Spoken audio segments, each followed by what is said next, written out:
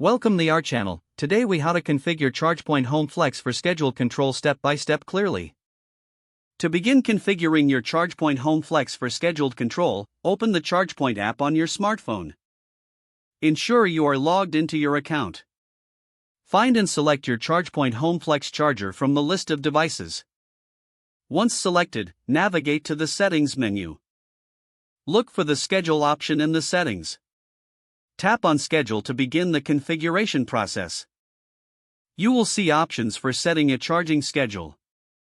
Select the day or days of the week you want to schedule charging. Choose the start time for charging. Next, set the end time for charging. Adjust the charging levels if necessary, based on your needs. Review the schedule you've created to ensure it meets your requirements. Once everything looks good, confirm your schedule by tapping Save. Your ChargePoint Home Flex is now set to charge according to your schedule. You can return to the settings at any time to make adjustments. Ensure your charger remains connected to Wi-Fi for optimal performance. Regularly check the app for software updates that may enhance functionality. Now, you can enjoy a more convenient and efficient charging experience with your ChargePoint Home Flex.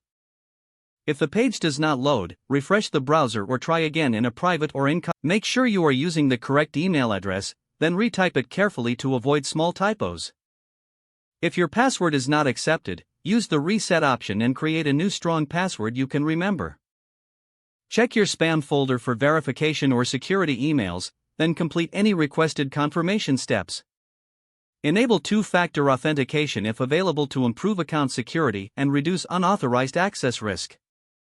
After signing in, review your profile details so your contact information and settings are accurate and current. If you see an error message, note it down and try again after restarting your device and internet connection. Log out when you finish, especially on shared devices, to keep your account and payment information secure. If the page does not load, refresh the browser or try again in a private or incognito window. Make sure you are using the correct email address, then retype it carefully to avoid small typos.